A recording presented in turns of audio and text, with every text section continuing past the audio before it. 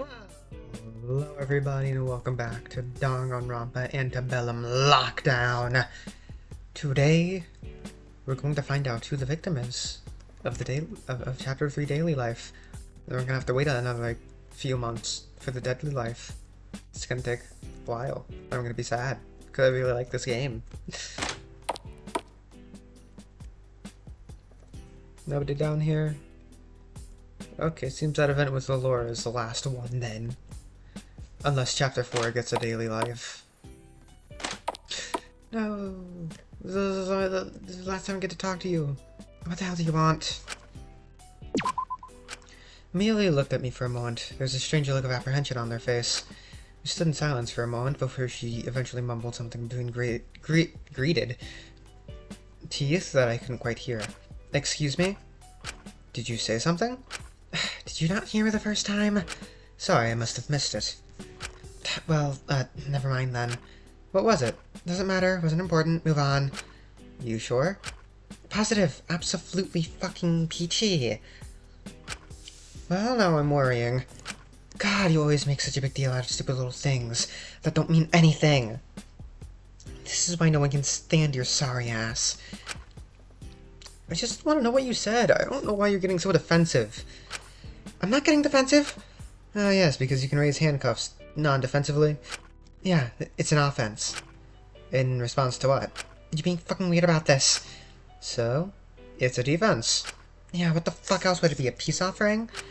Someone could say you are being defensive. I'm starting to understand why Akari killed herself. Whoa there, where did that come from? What could you have possibly said that's now making you this defensive? God, fine. I asked how you were doing, okay? Happy? I'm doing pretty alright, actually. Good to hear it. This motive is a lot. I'm getting a bit worried for you all. Excuse me? I said your dick is small. Excuse me? How would you know that? Shut up. Go away. Just forget about all of this. I don't care. Go fuck off and die. Alright, I'm going. Jeez, calm down. If you fall and die on your way out. I know the only thing I want to hear is ding dong bing bong looks like a little bitch finally killed over because he didn't have a spine to hold it up. You don't have to say it again. I'm leaving. Good. Get out. I don't want to see your stupid hypocritical face again right now. Let me know if you get hungry again. I might have a few bits left. Or don't. I don't care. Whatever. Hope you have a good day, Amelia. Die. I can't wrap my head around her. No, I'm sad I won't be able to see the last one of those events. No. And I can search it up later.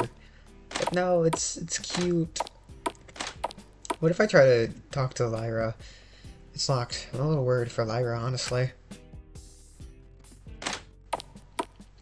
I think Ezekiel and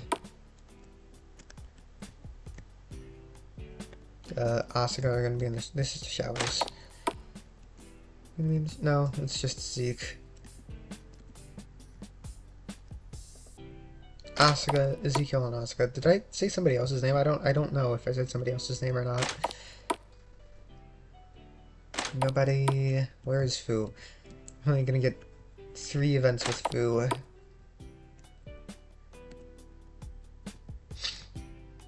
Hi, Asuka.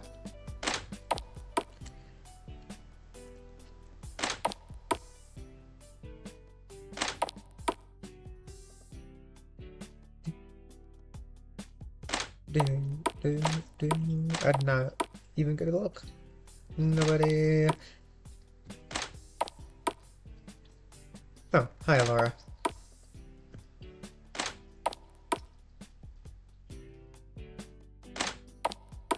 At least the last one, last Amelia thing we saw seems like a good stopping place. Hi, Smene.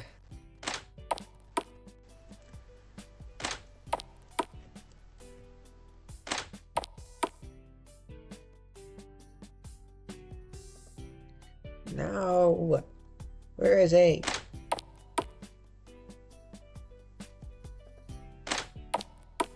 Swear to God, if I can't find him, like I did with Lyra that one time.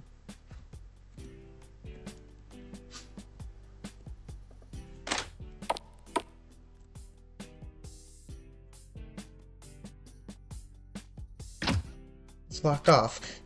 Where are you, Fu?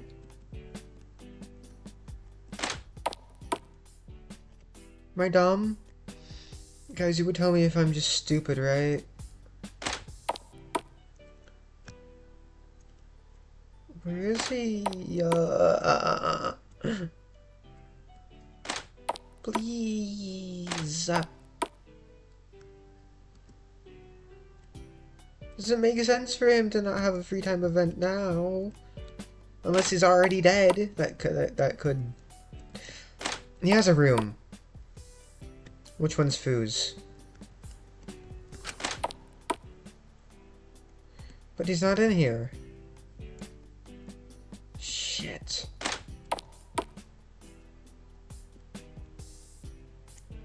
Where are you?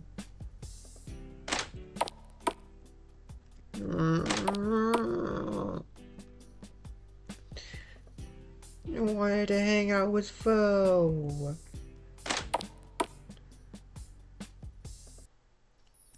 Like searching. I'm searching. Asuka's in there. Oh, there you are! You fuck. Fu was sitting on one of the spinning chairs, whirling the cable of one of the disconnected phone lines around his finger as he rocked back and forth a bit. When he saw me approaching, he leaned back, a small smirk on his face. She's not left the lab, don't you worry. I've been keeping an eye on things for ya. I'm going to take anything you have to say with a grain of salt here. I don't think you really want to help us.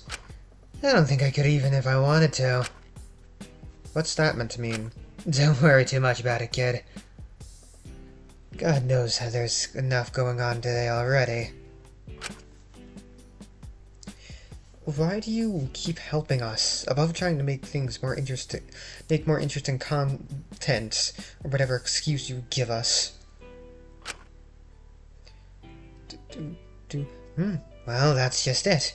There's nothing more to it. It's fun. Well, I'm glad one of us is having fun. Good for you. Fu looked at my phone. What? At the phone he was holding, putting it down and avoiding eye contact with me.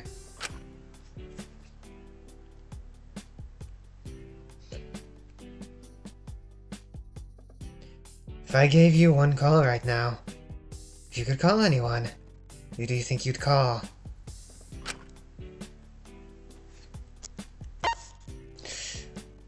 This might piss him off. This isn't about me, kid. I'm curious. He let out a sigh after a moment of quiet. I don't know how to say her name. I don't know how to say it. I don't know how to say it. I'm sorry. Hold on, let me search it up.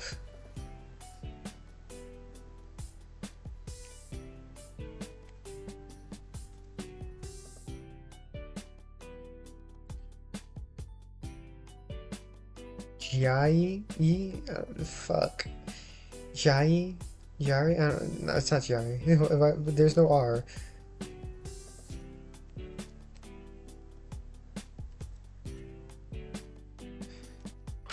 What could you possibly say to her that wouldn't make her hang up right away? That she was right all along. About what? I think that's enough about me for today, kid. I'm not one of the stars of the show, after all. You literally are, but okay. How about you say and answer my questions for once, You've got a bit until you're all gonna be corralled up by the doctor for dinner, after all. Fine.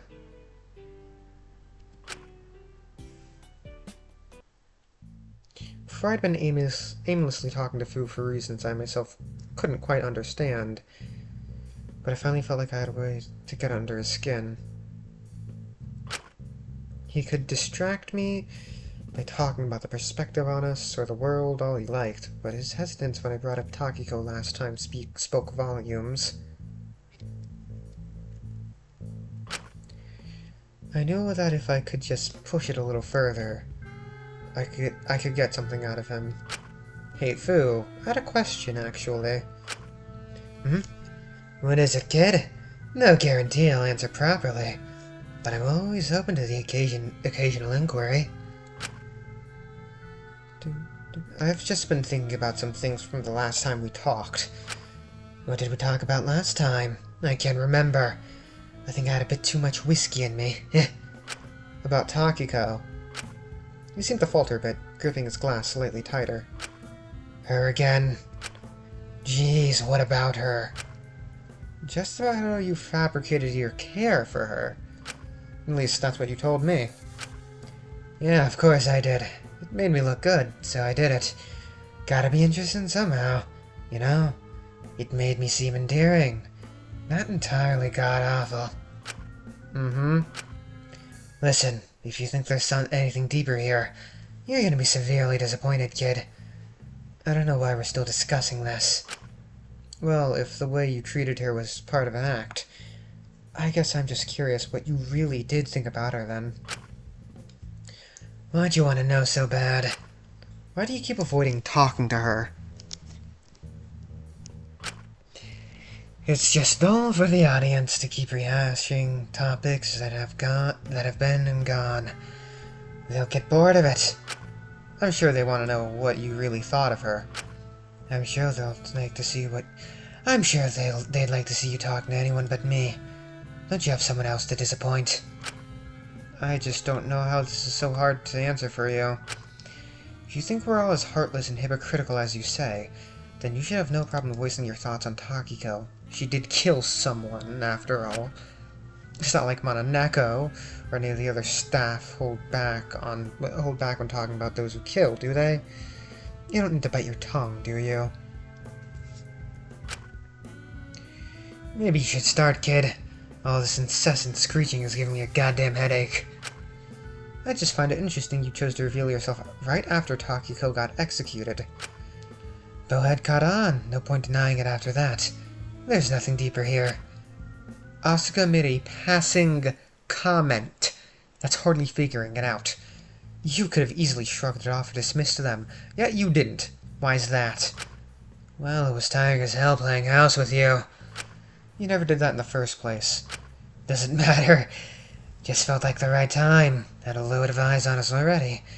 Might as well do something to make the show really go viral, huh? Too many big shocking reveals and the audience gets fatigued. Doesn't make sense for you to have done it right after an execution. Those bring in the most viewers. Mononeko has made that more than clear. Someone as business-focused as you would surely know would be better to space the big viewer-drawing events out a bit. It's why the motives are spaced out, isn't it? When did you become the media expert around here, huh? I'm literally an author. My job is writing stories. I'm just repeating the things you've taught me. This is all on you. So, why wouldn't you wait until downtime, or when the viewer count was starting to drop to reveal yourself? It would have been a good way to shock and draw viewers in at any other point. Maybe I just felt spontaneous. Maybe I made a mistake looking back on it. I don't think you make mistakes like that. Even you're not that stupid. If you ask me, if Takiko wasn't the one who was just executed, you wouldn't have revealed yourself right after it. Why the hell would that change anything? Fu, you had a prime opportunity there to look better, to seem to grow, whether you actually did or not, after the tragic loss of someone you wanted to protect. If you didn't care about her at all, like you claim, you'd have no problem continuing and doing things like that. But if you ask me, you wanted to seem worse. You wanted to look awful compared to her. You wanted to protect her however you could. Maybe you felt you owed it to her. You don't know what you're talking about, kid. This isn't some wild mystery for you to unfold. You don't question shit about how anything works outside of here. Don't know why you're suddenly pretending you've got critical thinking skills. I write mysteries. I have to have critical thinking skills. Fu, did you try to divert attention away from what she'd done? Fu took a long sip of his drink, staying silent for a while before shifting his gaze away from me.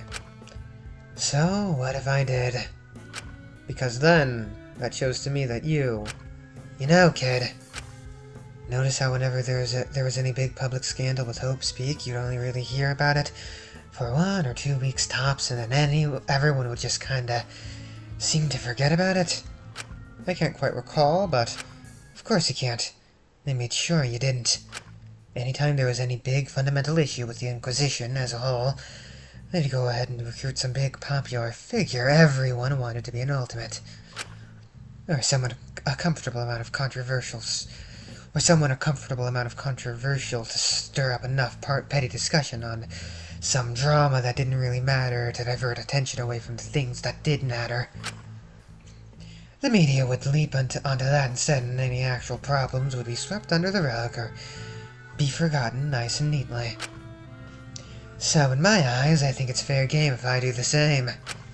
You're just stooping to their same level, though, if you do the same as them. Well, you don't bring a knife to a gunfight, you bring a gun. It's basic logic.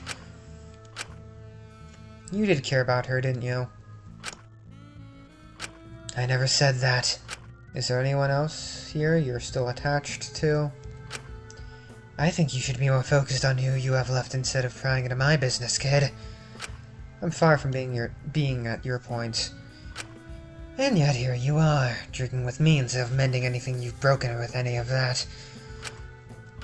You know, kid, if I actually believed you'd be willing to sacrifice anything for those you cared about, I'd be half convinced by your isolation you were doing the same to divert attention away from what Molly did. I really should stop talking to Fu, but I feel like bit by bit, I was cracking through his facade and realizing what his weakness here really was. Eventually I had to realize there's nothing he could throw at me that I couldn't throw back at him.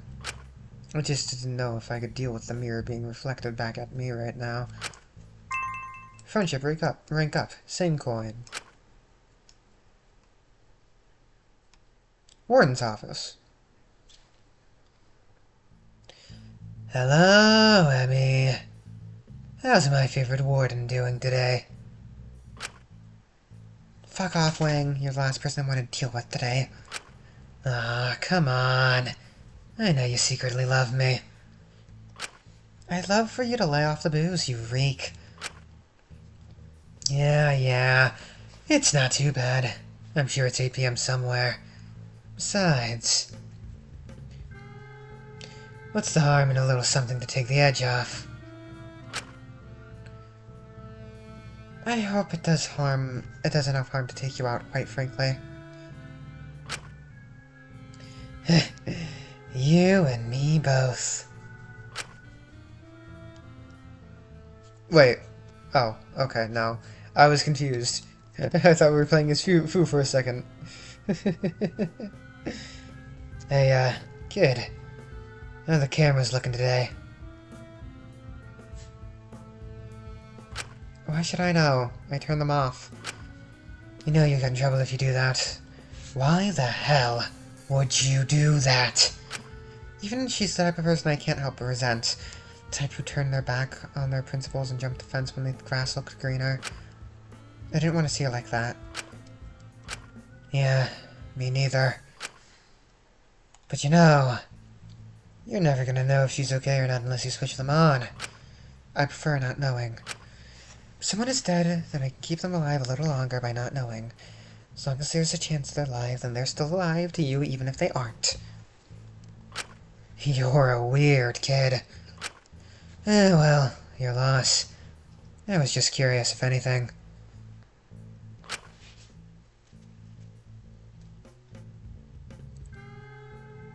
But curious or concerned? Who cares about the fine print? Don't tell me you somehow see her as your daughter too.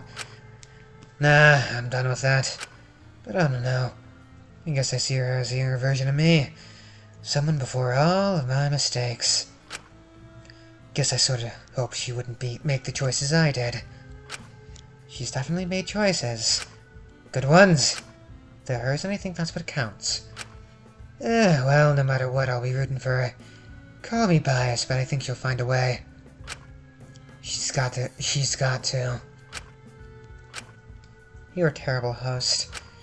You're not exactly Employee of the Month either. Guess they're gonna have to vote us both corrupt. Well, you know, it's never too late to turn things around. Look in a mirror and try to say that with a straight face. You'll get it eventually.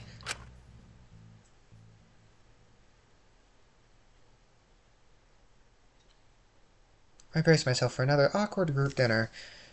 I was just hoping when everyone finally got to see Lyra again, they'd calm down a little. Admittedly, I was also pretty worried about her. I hoped she was okay. But as I arrived a little early, I was surprised to see someone else there, sitting by the oven, waiting for dinner to be done, drinking a cup of tea. A cup of tea? A cup of tea? Oh, hey. You want to be ready for a little bit? Right, of course. No rush. I knew nothing would happen if we stayed in this uncomfortable limbo forever. I needed to make things right here. But that wouldn't happen unless I made the first step. Hey. I don't expect you to forgive me, but for what it's worth, I am sorry. Do you think we could talk?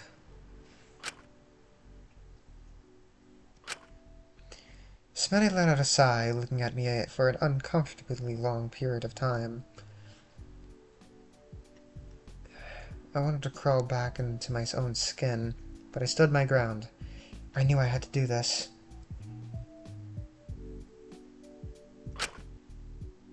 And to my surprise, let me get you some tea. Willow just dropped off the water for it. The two of us sat quietly together, not saying a word. There was a heavy atmosphere in the air as we sat with our cooling tea. Eventually I drummed up the courage to speak. Well, I do like this art style. Shiko looks very depressed in it. So, how have things been with you recently? Fine. I've just been keeping to myself quite a bit. Same here, honestly. I know it sounds a little strange, but even if Asuka was a little controlling, I really did like those group meetings. Are we gonna have any more? It felt nice to be a part of something again. I agree. It just feels so weird to be surrounded by so many people and still feel so distant from all of them. Admittedly, I've been partially distancing myself on purpose. Huh? It's not that I haven't had the chance. After everything happened, Shatel was weirdly understanding of all people. This whole time I thought I knew what was best for her, but it seems I was the fool this whole time. I think she was far wiser than I ever gave her credit for. We talked after I destroyed the other pin. I felt foolish. I felt like no matter what I did, I'd just cycle back to the same behaviors, the same pain over and over. And she showed me her arms. They were filled with the past, a sky filled with constellations made of puncture wounds. But she was on a lower dose, and certainly not taking anything she'd need to inject at that stage. And we talked and I realized, of course they weren't going to heal immediately. Even if you stop doing something, it's going to take a while before the scars go away. You might even make some more scars along the way. But that doesn't mean you're not doing better, that you're not healing, even if it takes months or years for the scars to fade. And I suppose I realized for how childish and arrogant and reckless I thought she'd been this whole time. I'd been far more ignorant and immature than she ever was. I've been thinking similarly about my own perceptions of things lately. Growing up, I always put myself above others. Perhaps some saw it as arrogance. But at the end of the day, I was just using it to push others away. I always felt different from others. Abnormal. I just seemed to see things differently to others. no matter what I did. I was scared of people seeing how abnormal I really was, so I childishly used my arrogance to push others away, so they'd never find it out. And I never really grew out of doing that. I've been a fool this whole time. I've spent a lot of time feeling foolish these days. About my ultimate talent, about my social status, about getting on my high horse about my verdict. But at the end of the day, what did any of it really mean? Despite how independent I've always believed I was. No matter where I seem to go, I seek validation in something external. Validation for my intelligence from my teachers, for my perceived superiority for my talent. Validation through the audience, by reaffirming their judgments, to try to justify my own actions and their forgiveness of them. But it's ridiculous to perpetrate harm just because some audience arbitrarily decided someone was worth one thing or another. I'd be becoming just like my professor. And Asuka and Elias's behavior have demonstrated to me just how harmful it can really be, both to yourself and others. I thought I'd be more stressed if I stopped cracking down on the verdicts, that the value I was clinging to would slip away. But I feel more content now than anything. I just think it's a little funny it took Ezekiel getting worthy for you to stop properly listening to them. I was beginning to think about it long before that, but I'll admit, it was partly the final nail in the coffin. Well, that or seeing how much my actions impacted Molly and Takiko. It's undeniable I had a hand in what happened. I couldn't keep going after knowing I contributed to how they were treated. I pray they'll never forgive me for what I did. I certainly don't deserve it. But either way, it's more complex than just worthy or corrupt, isn't it? What do you mean? There's so many layers to all of us, to everything that drives our actions. I don't believe I could ever even start to unravel even my own. You know, all of this talk that in this chapter about the votes leads me to believe that they want us to vote people worthy.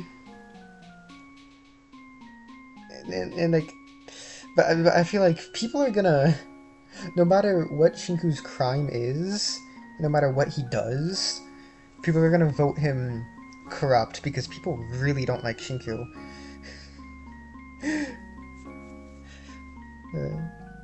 His crime could be he stole a candy wrapper. I mean, it's not gonna be that, but his crime genuinely could be that he stole a candy wrapper, and people would still vote him corrupt. But it isn't as simple as saying someone is justified or not. It's not just black or white. It's somewhere in the gray. Exactly. I just can't believe it took me so long to see it. It's a little shameful, but I believe what's important is that we did see it in the end. And I think when you approach things with more understanding, life becomes a lot less confusing. Which is funny, really.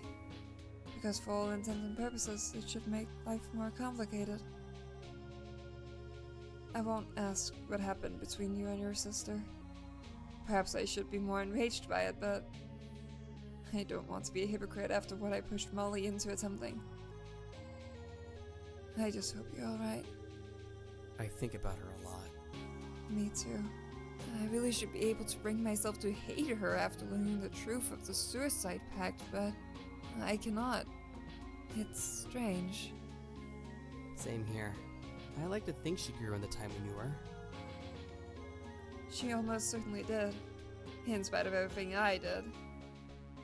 Stronger than both of us, really. I just wish she lived long enough to talk to us about it.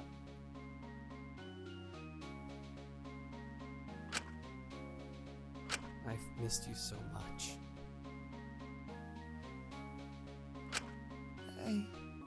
I've missed you too. I'm so sorry for breaking your trust. You really don't have to forgive me. Don't feel like you have to say it if you don't miss me. But I do mean it. It's strange, honestly. As a child, I learned what was socially acceptable and what was not. I crafted myself rules to follow, things to say. I crafted the perfect socially acceptable effigy to present to those who weren't pushed away by my immature arrogance.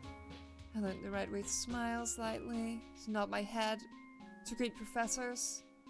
The question you asked when you first met someone, the right tone to use at dinner parties, the ways to seem polite, the ways to seem mature compared to other children. I learned how to say, "I love you" to my fiancé, even when I did not believe or understand what loving really was, when my perception of it were crafted from epics and poems. But these days, I find it a lot harder to do such things. I suppose now I feel the weight behind them. It would simply feel like lying. And even when I was hurting, even when I felt so betrayed, I could not bring myself to say that I hated you. I couldn't quite understand why. I really am quite a mystery, even to myself. I don't think we can ever really understand one another. But I think trying to, despite that, is what makes our connections with others mean so much. I suppose you're right. So, do you maybe want to start talking again? Please. I can only take so much of the others. Any longer and I might have gone insane. It's good to have you back, Iz. I never thought I'd admit it out loud. But I'm glad to have you back too. Renee smiled at me and put her lips up to sip some more of her tea, but as she did...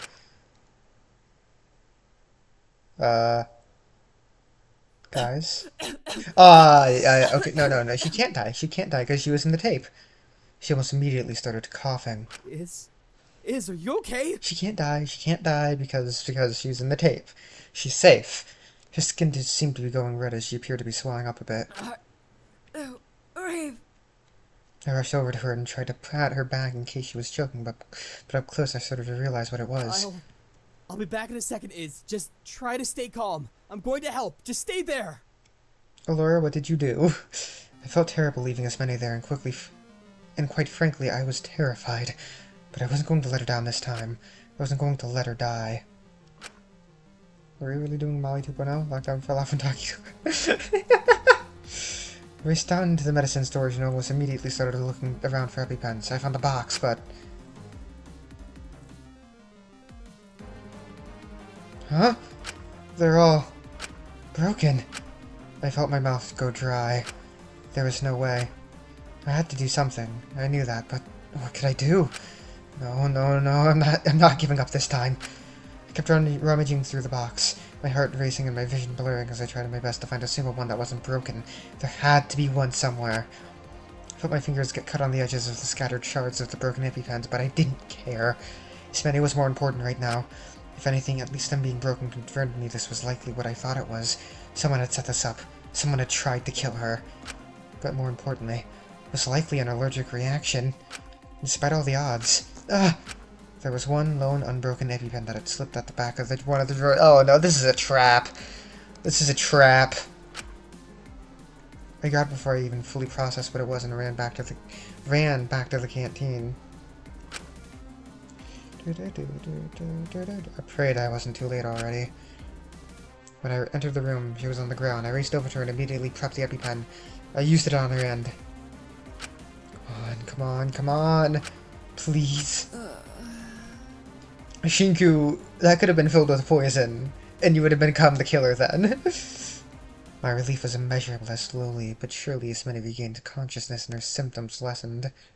Oh, thank God. Ismene looked up at me bleary-eyed. And it's bleeding. That doesn't matter. I don't matter right now. Are you okay? I... You saved me. I'm keeping our promise of getting through this together, pins or not. You really are a fool. Minnie smiled at me as she slowly took some steady breaths, slowly going back to normal. That was a peanut reaction, right? I assume so, but I haven't eaten since lunch. Wait. Minnie stumbled to her feet, picking up the teapot cautiously. She kept it away from her. Shinkyu, can you smell the rim for me? Oh, right, yeah, sure. I did, and immediately my heart dropped in my chest. It smells like peanut oil. Did someone try to... I quickly checked the teapot and the other teacup, and lo and behold, someone had rubbed peanut oil on the insides of all of them. That's...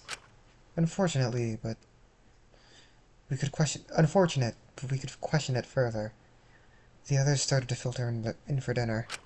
Is everything ready? Yet? Just 1 second. Shinkyu, can you come help me get everything out of the oven? Right, of course. Smiley looked at me, shuffling me over to the kitchen area, and lowering her voice to a whisper as she opened the oven. Don't tell anyone. I bound to try again. We'll try to catch him in the act tomorrow. I don't know, Ismene. I think we should try it. We should tell the others. It's worrying. I don't want you to get hurt if someone is trying to kill you. I'll be careful. I promise. I won't die on you. I need to uphold my half of the promise as well, after all. Fine. I couldn't say I felt great about hiding it and potentially endangering Ismene if someone really was trying to kill her. But I wanted to trust Ismene, despite everything. She put her trust in me even when I didn't deserve it, so she deserved mine. So I stayed quiet about it as we settled down for another tense dinner. Hey, Miss Lyra, bring your bag. I'm gonna give up the rest of these something or others. Lyra's so fucking dead. Lyra is so dead. Conversation seemed fairly limited, as we all ate our frankly quite sad and limited portions. Not to mention the water tasted a little funny. But people seemed to perk up a bit when Alora stood up. Alright, I'm going to go to Lyra's cell to drop off some dinner for her. If anyone wishes to accompany me to verify she is alright and to potentially question her, they're more than welcome. But for all intents and purposes, I would prefer a smaller group to ensure she doesn't get too much of a window to escape when the door is open. Wouldn't it be harder to escape if everybody's there? Form a wall. Is she not already restrained? By the hands, yeah, but doesn't exactly stop her from using her feet. Especially not as someone as determined as her. Precisely. So I'd rather only 1 or 2 others come with me. Oh, fuck. 3 people, you say? 3 people. Enough for a body discovery.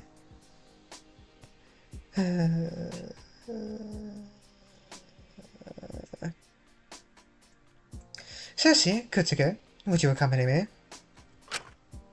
Huh? What the hell? Why not me and Asu? We're the ones who are probably going to be able to get something out of her. You're most likely to try and let her escape. I'd rather not take that risk. Come on, we won't. We just want to help. We just want to help here. Why can't you just take one of us and one of the other 2? Just so at least one of us can check on her? I'm not prepared to take that risk. This is fucking ridiculous. I'm seeing her whether you like it or not. You can't do anything to make me stay in this room. If you're leaving to give her food, then I'm coming with. Why don't we all just go together?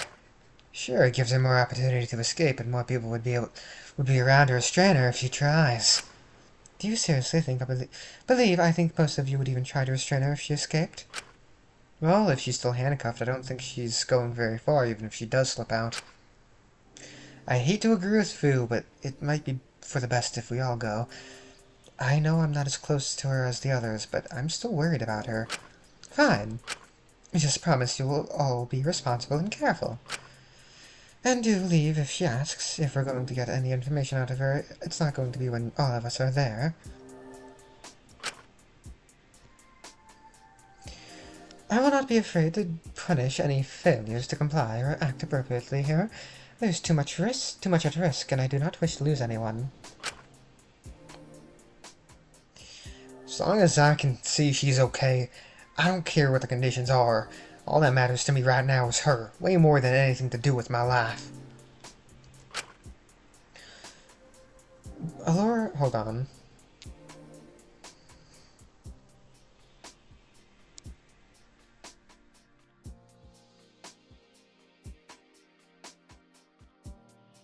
Allura paused for a moment, looking at Ezekiel for a prolonged amount of time before letting out a sigh and picking up Lyra's dinner tray.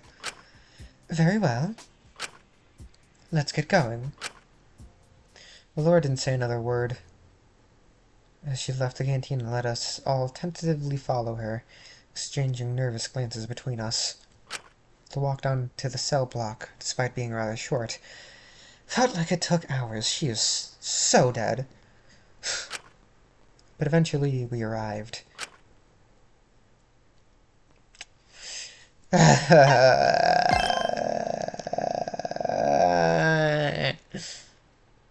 Kosuke, do you take the tray? I need to unlock the door.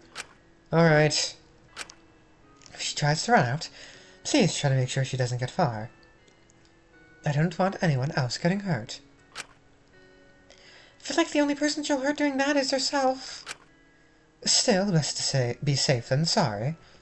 Alright. Shatel, we're coming in. Just letting you know. Everyone is here. Do not be alarmed. We are not here to hurt you. Wait. 1, 2, 3, 4, 5... Where's this Mene? Allura unlocked the door and opened it quickly, presumably to not give Lyra too much notice so she could sneak out. But as she did, something very different came out from the door instead. Shit! Watch out! Before we knew it, there was a large, warm, unavoidable flash of light. The bomb? The bomb?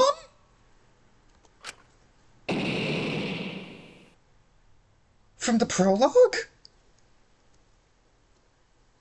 Okay, maybe Lyra isn't dead. Maybe.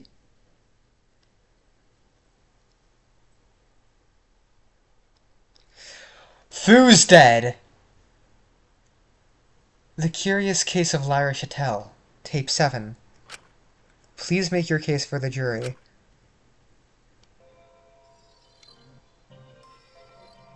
I did it. What? Why? I needed to. She didn't do it. She didn't do it. No, she didn't. She didn't. A want or a need? It's one and the same for me, isn't it? The lines blur, it all blurs. I don't know what I just want anymore and what I need to live. Affection? Warmth? I just didn't want to be alone. But did you ever really stop being lonely? Does anyone? Did sleeping with others fill that hole? Maybe. Well, that's rude. Maybe. I always just felt worse afterwards. Grown up, but worse.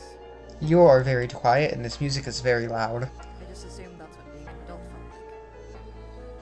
like. It's just about pleasure in the end. You're wrong. You're wrong! If it was just about that, then why would I feel so shitty afterwards? Brief comforts to make you feel better in the moment. I think it's the opposite, really. I wanted to feel awful. I felt like only my looks were valued. My value was all in my body. If I could sully it, if I could make it disgusting, if I could become undesirable, then maybe whatever value I had under that, people would finally see. So who's Tape 1? Because that can't be Fu. Unless they did kill Homegirl, Amelia. I wanted to be seen properly. I wanted... It's the love of others. Is that such a crime? You stole it in excess. I just wanted something real for once. I needed... Because you hate yourself. Is that it? No, that's not... It's not that, I needed something to fill that hole in me, to stop feeling so unfulfilled all the time. Nothing felt like it meant anything. Nothing felt meaningful, nothing felt real, nothing felt... Did you still feel alone in Zeke's arms? No. But I hardly felt better either. I definitely didn't feel stronger. I always felt degraded when I ended up running into the arms of this stupid guy. I feel filthy. But is it so wrong to accept his kindness? To want to be cared about? Was that love? I think so. But it wasn't what I'd felt before. It wasn't what I'd been searching for. It was overwhelming.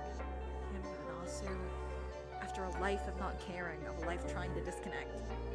It was everywhere. It flooded every part of me. I somehow both couldn't connect and felt like we were all one and the same. It felt real. It felt like I suddenly had something I cared about more than anything in the world. It felt like I finally had a reason. It felt right. Are you? But I had to kill her. Her? Amelia? Did you? You'd have done it too. I had to kill her. It was the only way forward. Unless You didn't know anything about her. You can't suddenly decide you missed someone you never even knew. That's stupid. Unless... Are you talking about yourself? She had to be destroyed. A caterpillar cannot stay a caterpillar forever. You're talking about yourself. But she was still stuck. Yes, I know. She thought she could fly, but she was stuck in that cocoon. Okay, you are her sister. She thought she'd changed anything by killing the caterpillar and birthing that cocoon, but she really hadn't. I am now convinced that you are Alora's sister. At the end of the day, she was just playing the role someone else wanted her to be again. She was never, ever really her, whoever that was. Incessant social addiction. That's why she had to die again. The cocoon had to die. It had to hatch. But then you would see what it was. I don't care! No matter what it is, ugly or not, we needed that change. She needed to die! I had to kill her again. What remains? Something better. A butterfly? I don't think so. A moth? It's always black and white with you, isn't it? Only she can decide what she is now she's hatched. And if it's ugly? At least she's flying free. At least she's finally living. There's no freedom to be found in death. Living every day to the fullest with the choices you've made. You really are two sides of the same coin. Okay, I think we're gonna see the body discovery.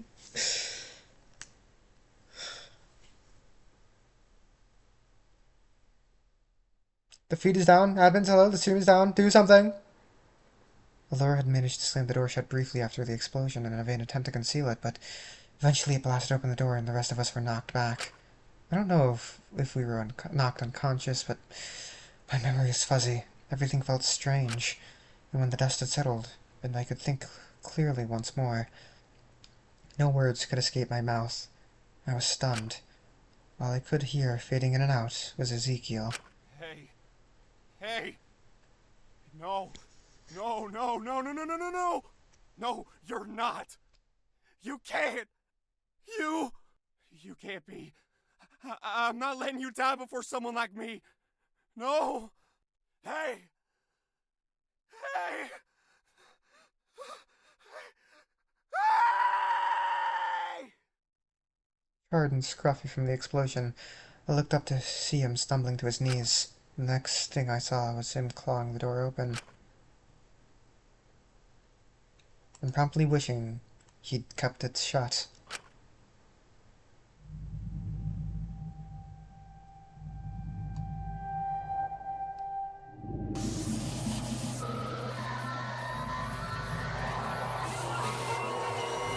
Wait.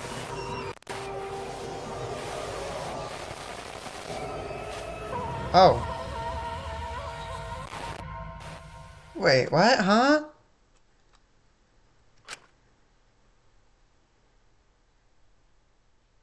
I couldn't even tune into the incoherent cacophony of emotions around me as I saw her like that. into Ezekiel grabbing her charred body in his arms and praying for some kind of miracle, holding on to her like she was the only thing that could save him. All I knew was, like it or not, things were going to change. And that this felt very, very wrong. It can't be her. I just hoped that somehow, in some way, she'd gotten the chance to fly before it happened. It can't be her, because then what are the tapes? So, is it Amelia? It has to be Amelia.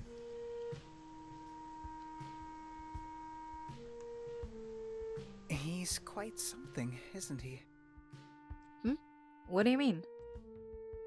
It feels like whenever I do see him on campus, he's doing something a little, well, how do I put it? Completely and utterly insane. Well, I was going to be more polite than that, but yes.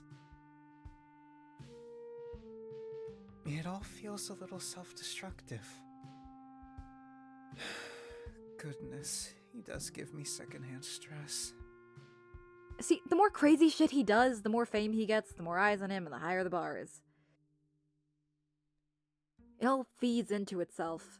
If you think this is stressful, then I think you'll get a heart attack seeing whatever the hell he'll be doing in a few years. If he makes it that long. True. Wanna place bets on how long he's got left? I missed Mint. No, let's not be too inappropriate. Boo-hoo, prude. He does concern me. It's as if he's stuck in a loop. A loop? Huh? Well, I mean, we can't really judge him ourselves, can we? At the end of the day, we're not much different from him. Both of us are doing the exact same thing as he is, we're just less obvious about it. What do you mean? Oh, don't play dumb, Mint. We're stuck in our own loops. It's funny, really, because even if you're aware of it, it's like we can't help but feed into it. Well, perhaps we are now. But it's not like we cannot change one day. It's not as if it's just part of our nature.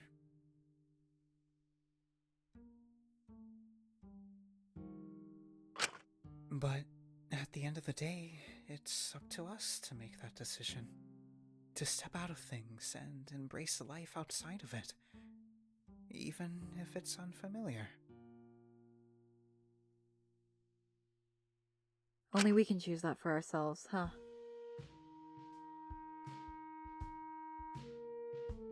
You really make no sense to me, Mint.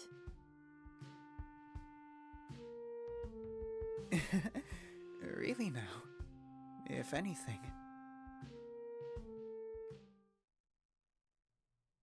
I think I make a little bit too much sense for your liking.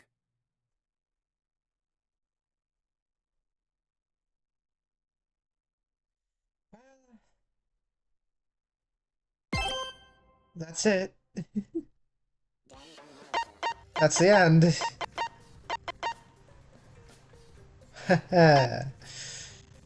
Well, yeah. I'll see you in a few months when they release The Deadly Life for Lockdown. That can't be Lyra. That has to be Amelia. That has to be Amelia. It has to be. It can't be anybody else. It can't be. Because we see Lyra after.